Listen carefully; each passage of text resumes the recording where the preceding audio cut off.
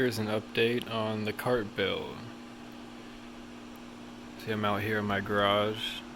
Just a small single car garage. Last year I had this thing running with a CR85. See it all tore apart over here.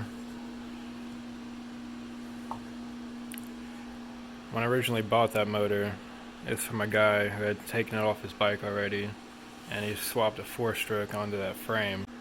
So because of that, we weren't able to test drive the bike and see if it would run and rip okay. And it ended up, when I first put that 85 on this frame, the motor ran really good. It would rev good and had a lot of power, but it would always pop out of first gear, super violent for some reason. And it always break the chains over and over. And I got fed up and finally tore it apart. And after looking at the gear set and all the dogs and everything, nothing looks obvious and chewed up. And I don't know, this thing was just kind of beat up and old and not taken care of good. So I decided to just get a new motor. And with how heavy this Kart is, it needed the extra torque. We found this 89 RMX on Marketplace. 250 trail bike.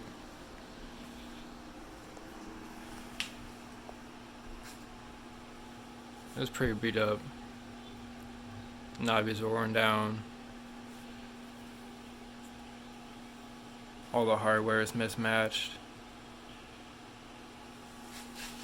When my buddy Ricky first test drove it, it kind of ran like crap.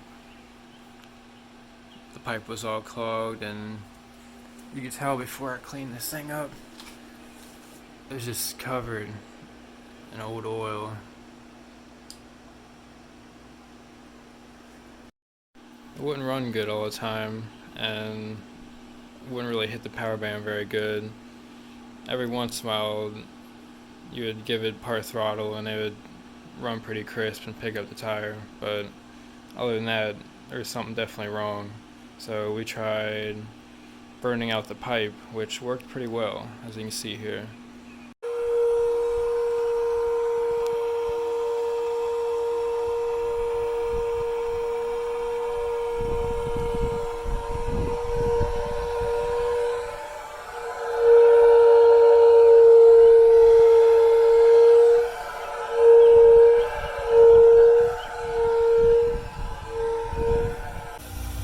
Let it get like super hot.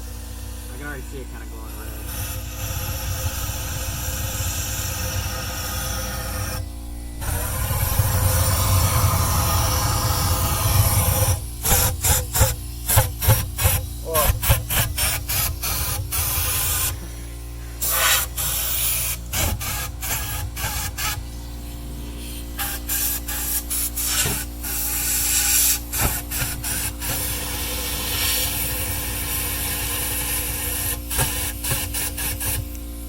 You're seeing 2-stroke shoe flames?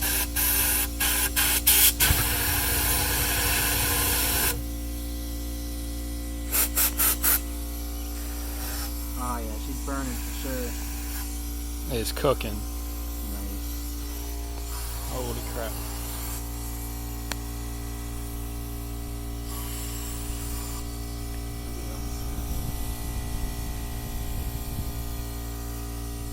That didn't fully help, so we tried dropping the bowl, cleaning out the carb. It wasn't too dirty. So he thinks that the power valves are probably clogged. So once I get this thing the rest of the way fitted in this frame and everything else needs to be done, I'll work on doing a little tune-up on it. When I first built this thing, all I had was this MIG over here, prime weld MIG 160, and I just ran flux core through it because I didn't have an argon tank. And if you look, none of the welds look good. I didn't do much of an effort to clean them up, and since this thing's been sitting for 8 months now, frame's all rusty.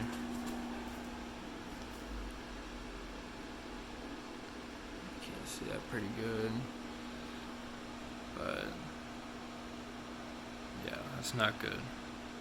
And recently I invested in a TIG machine, so now everything should look a lot better.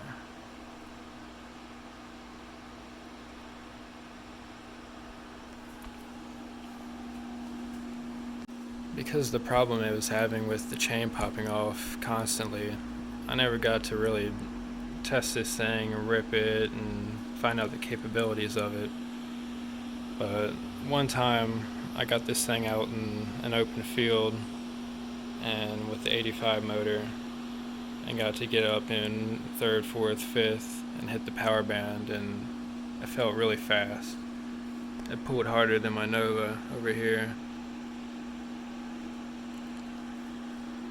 I guess power to weight ratio does pretty well. And that 85 was rated at 25 horse. And this 250 says it's around 40, 44 horse. And because it's a trail bike, it has a kind of a low end pipe on it and everything.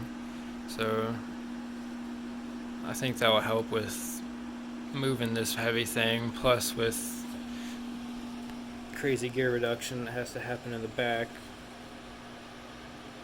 from big sprocket back down to one that's smaller than half its size. The torque would definitely help.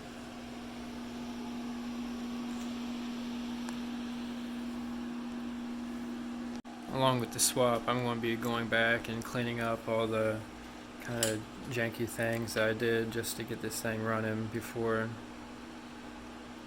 because I was doing this on a budget and buying all the material and the engine and kind of miscellaneous things like these shocks. Although they were cheap, they worked, but they kind of suck because they were just for like a cheap Chinese two-seater and they're super stiff. The spring rate sucks for what this is. This thing needs to be cleaned up. Make new brackets for everything.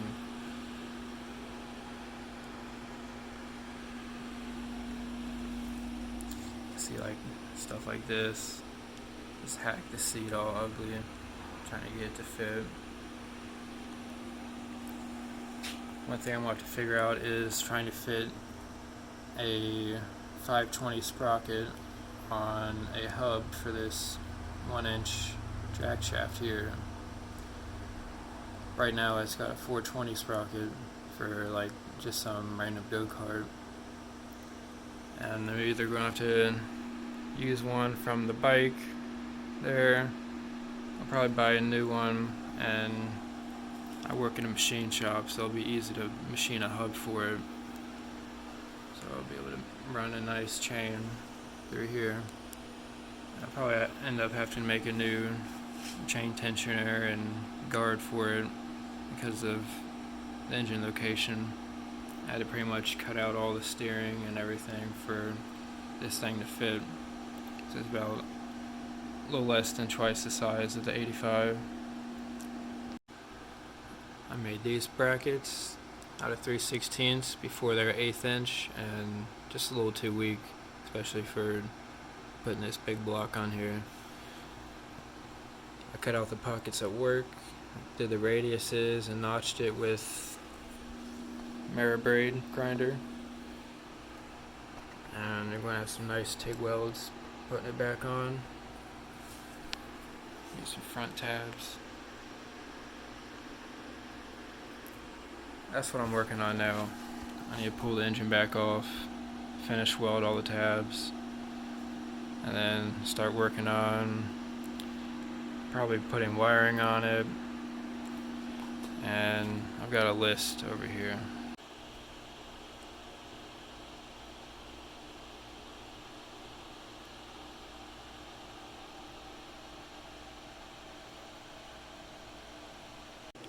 I built this thing very similar to Cinderella, the Barbie Jeep. That was my first big fab project, and making kind of scale suspension components and everything. I just wanted to copy it as much as possible just to see my capabilities, and it turned out very well. Everything down to brake caliper placement, rear end design, it just works, and I wanted something really fast. I used to ride dirt bikes and have a street and trail bike, an 82 Suzuki.